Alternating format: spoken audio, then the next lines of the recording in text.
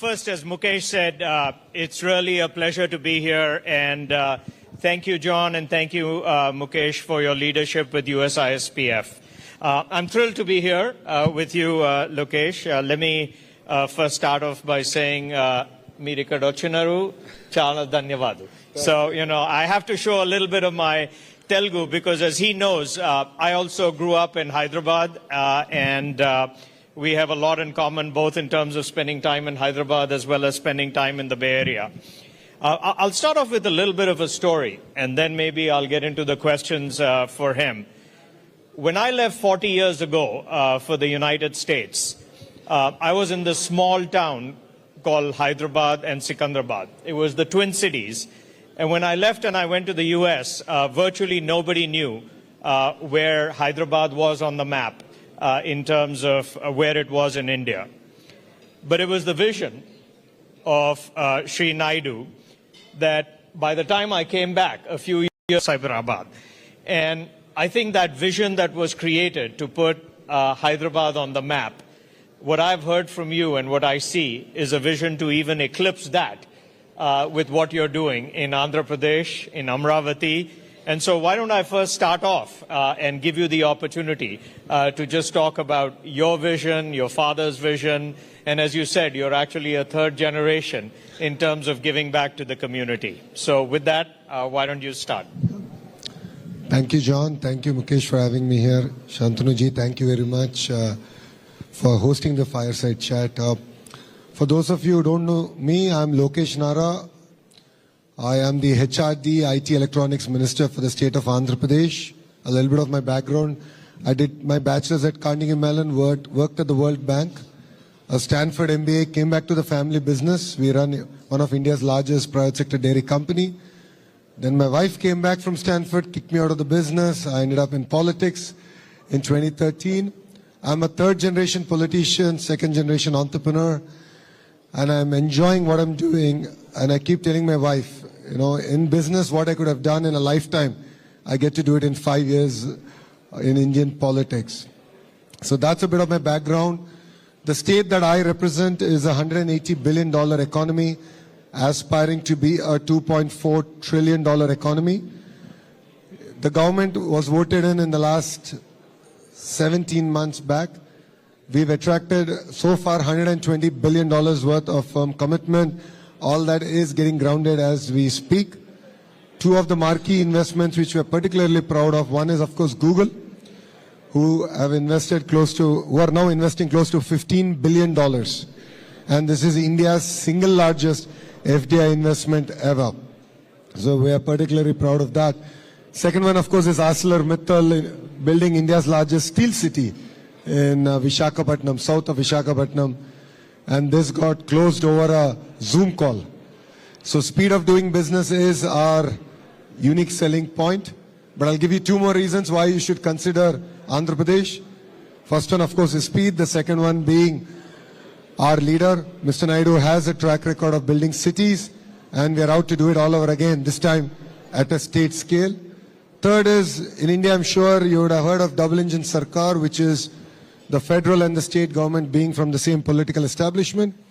Yes, there are quite a few Double Engine Sarkar states, but there's only one Double Engine Bullet Train Sarkar, and that is in the state of Andhra Pradesh.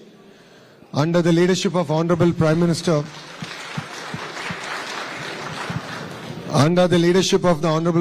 Shri Narendra Modi ji, Andhra Pradesh is spearheading all the reforms that Government of India wants us to deliver.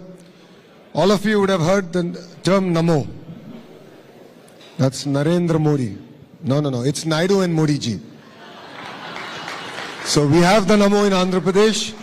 So if you're not yet sold on investing in Andhra Pradesh, I think after the Fireside Chat, I look forward to catching up. Thank you very much. Well, thanks a lot. And again, may I please ask the people at the back to give, our chief guest the honor of listening to him. Maybe if you are next to somebody who's talking, you can just put them on the spot and ask them to, stop talking. But let me start off with something that you talked about, namely speed of doing business. And everybody talks about the opportunity in India. But one of the issues is that they talk about, the speed is not always what it needs to be. And you've given two examples, whether it's Google with 13 months or ArcelorMittal. So tell me how you're accomplishing the aspect of not only attracting people, and the momentum is incredible, but this aspect of doing speed. What is different, and how are you in Andhra Pradesh making sure that you continue to focus on that? No, I mean, it's technology and people. Technology comes in where we are looking at policies. We are using AI to compare it to other states. We are looking at coming up with best-in-class policy.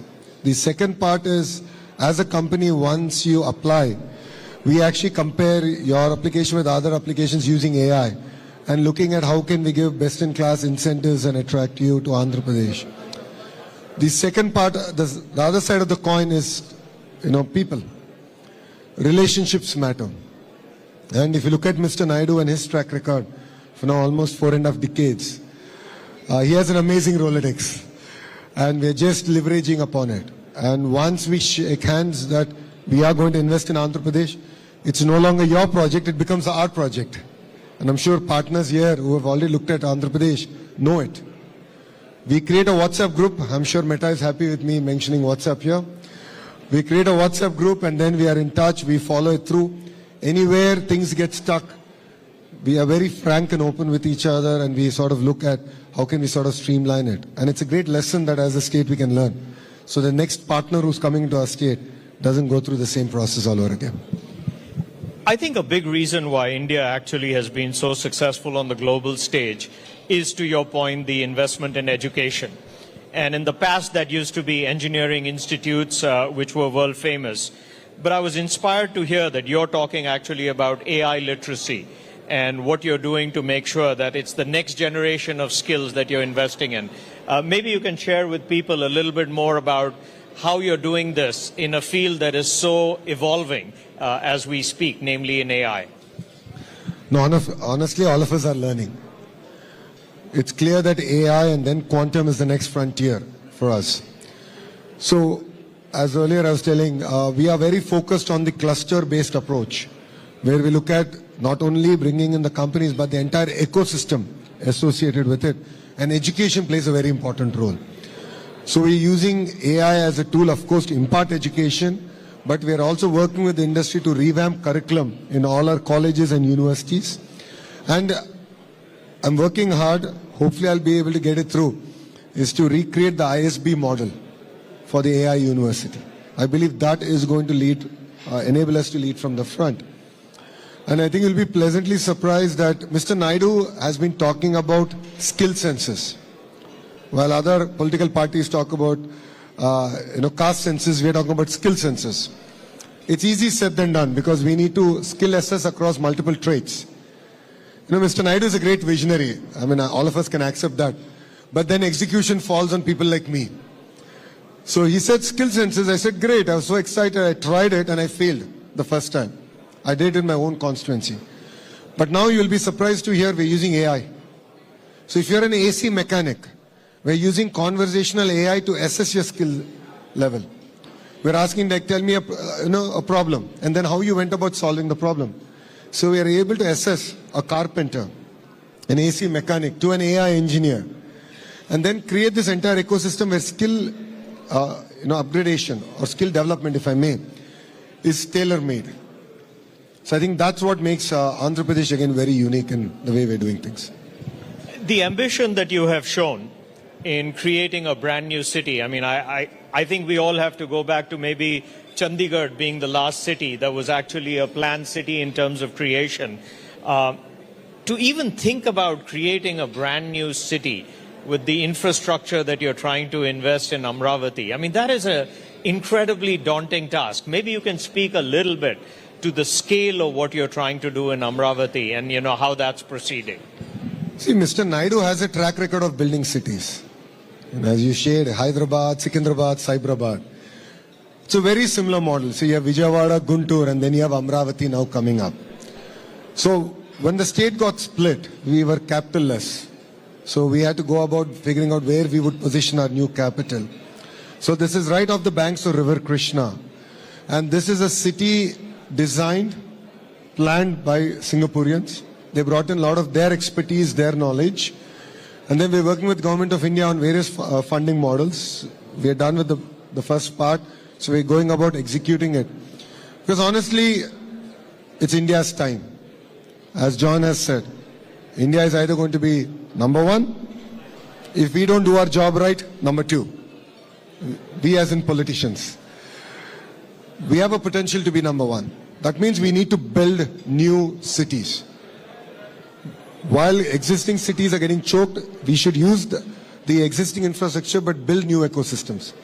What we've done is we've made farmers part of the entire ecosystem. So 30,000 farmers came forward, gave their land, we pooled all the land, created all the infrastructure, gave developed land back to them and part of it to the state. So I believe this is a model that's workable, and this is a model that I believe that could lead the way for India to build new cities and ecosystems. I always say that when I grew up, people used to say, "Go west, young man." I really believe that today, if anybody is growing up in the US, you'd say, "Go east, young man." But maybe just a message to the people here in terms of those who are considering investment in India and in Andhra Pradesh. Why you think, as you pointed out, it's India's time. And then I don't know if we have time for a few questions, but I'd just like to give you this opportunity to tell them all the things that you've been sharing with us as a board of what's exciting and happening. I'm sure quite a few of you are from California. So you think about Andhra Pradesh as California of the East. So we have an amazingly long coastline, a beautiful cities, ecosystem getting built across the state. For people who have followed Hyderabad and its growth trajectory, there's a leader who has a track record and is sharing with the board that it is India's time, and in India it is Andhra's time. What you're seeing is history getting created in front of your eyes. It could be with Google, it could be the project we have done with Meta, it could be the investment that ArcelorMittal is now doing. We are creating history. And I request all of you to come visit us, see what we are doing, and please don't miss this bus. Together we can create history. And coming back to John, India will be number one. The question is, can we do it before 2047? With that agenda, please come, visit us, and we'll make it a worthwhile trip together. Thank you. Thank you so much. Do we have time? If there's any questions, okay, do you have a few more minutes to ask? Okay.